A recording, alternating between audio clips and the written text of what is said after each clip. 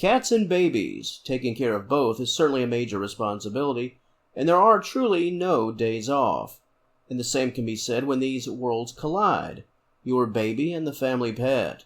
It's all about safety first and establishing those boundaries. In this material, we'll talk about how to keep your baby safe from your feline companion, the positive steps to take to make sure that your baby is indeed secure, and that your cat is comfortable and respectful of this loving new addition that you've added to your family and to your home.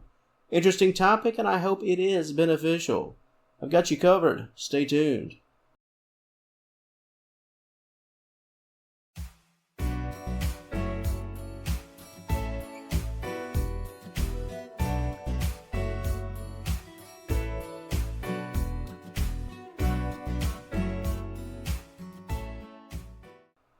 We'll kick things off today with personal space. The baby, the infant, will have their own designated areas, a secure place, a safe place, and the same should apply to your cat.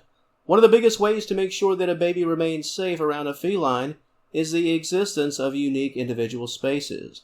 Make sure that your cat has their very own unique nesting spot, a place to nap, a place to play, just a me zone, if you will, a place to hang out, a place they can go when things are a bit too stressful.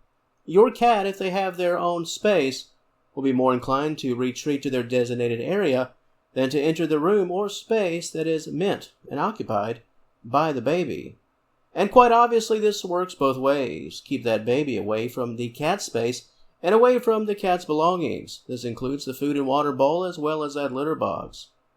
A big part with respect to those spaces involves keeping things safe when it comes to bacteria. Keep the baby away from those high-traffic cat zones. And speaking of cat zones, when your cat does interact with your baby in a neutral space, perhaps your sofa, for example, make sure you are right there. All interactions should be supervised. Now, since we are speaking about an infant, there is a logical conclusion, obviously, that you will be holding the baby. But let's make certain that is indeed the case. Babies can be curious and can get very curious, and cats can also do the same. If the baby decides to become a bit handsy, the cat could respond, and for the most obvious of reasons, it's best just to take that potential scenario right off the table. Always be right there and always keep the baby in a safe spot. If not in your arms, in a location where, when interaction does take place, your cat is not able to reach and grab. And speaking of the grab, if you are indeed concerned about the length of your cat's claws, make sure to get them trimmed by a professional. Make no mistake, interactions are good. Interactions can be very positive and can go a very long way in being a wonderful bond, but those actions need to be responsible efforts and always supervised. And speaking of building that bond and being responsible, when the time comes for your baby to practice those pets, that petting, it's all about being soft and being gentle. Your baby, being curious, will naturally want to touch the feline, but there has to be a level of respect and restraint involved. Flailing arms and hands, that won't make the animal too happy. Take the hand of the baby and show them how to engage with the feline. Allow them to watch you, and as they grow, and as more time is spent with the cat, they'll learn that a soft and gentle approach is indeed the best way to go. The art of petting, yet another way to keep a baby safe when in the presence of a cat. As a protective and proactive measure, being able to read the body language of your cat is essential. If your pet begins to hiss and pin those ears back and switch that tail in a slow yet deliberate motion, remove your baby away from the cat and delay that petting session for another day. And before we move along, another aspect of positive engagement that I want to include in this material is smell. That is smell. The ability of your cat to get used to the smells and the sounds of your baby. That's another way to keep your baby safe, especially as time goes along. It's all about your cat's comfort in this respect. The more comfortable and familiar your cat becomes with the sounds and the scent of your baby, the more they'll learn to embrace the infant and be comfortable around them. Your cat will be far less likely to place the baby in harm's way if they are familiar, comfortable, and loving with the infant. Your cat accepting the baby as family. Ultimately, that's the goal. Earlier on, I spoke about unique spaces and keeping the distance both ways from those safety areas. With respect to your cat, make sure they stay out of contact with anything that belongs to your baby. This goes back to general safety and also cleanliness.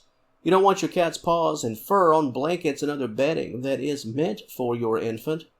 It's not just about keeping the baby out of physical reach, it's about making sure those belongings remain just as secure and safe. Another way to keep your cat safe, your baby safe, and this will be done over time, and that's to make the baby part of the cat's daily routine. Meaning, make sure that the cat on some level is exposed to the infant. In this fashion, it's a lot like scent. You don't always have to make the baby accessible in terms of physical engagement, but make it a priority to let the cat at least see the baby every day. Familiarity that can lead to comfort and understanding. Once the baby is no longer a stranger, the infant's safety around the cat will naturally increase. Your cat will likely, over the course of time, go from being a bit curious to becoming rather protective, and this is a good thing. Keeping a positive routine for your baby and for your cat, independent of each other, and during times of togetherness, is very important. And before I close things out, I want to once again revisit the topic of space. Those unique spaces for both the cat and the baby. With respect to sleep time, keep the baby safe by ensuring that the cat is off limits to the sleep area. Keep that feline away from the crib unless 100% supervised. Very last thing you want is for your cat to access the crib overnight. There are just a host of negatives that could come from that scenario. And finally, what about your cat's health? Make sure your pet is in good health and free of those fleas. Because there will inevitably be physical contact as time goes along, you just don't want to risk a chance of a negative health outcome for your baby. Keeping the cat clean and free of disease and making sure the baby's hygiene is being met is key. It's essential, independent of each other, but if there's going to be physical contact, those health and hygiene concerns become all the more important. To the audience of Senior Cat Wellness, what are your thoughts on this topic? Anything that you'd like to add to the conversation? If you are a parent to an infant and have a cat in the house, please add to the conversation. What you have to say could help others. I've covered the notables here today, but there's always more to say and more to add. If you have personal experiences with respect to this topic, by all means. That comment section, as always, it's all yours. And if you enjoyed this content, please give the video a like and subscribe to the channel. I'd love to have you as a member of the Senior Cat Wellness family. And until next time, thank you so very much for watching, and I will talk to you later.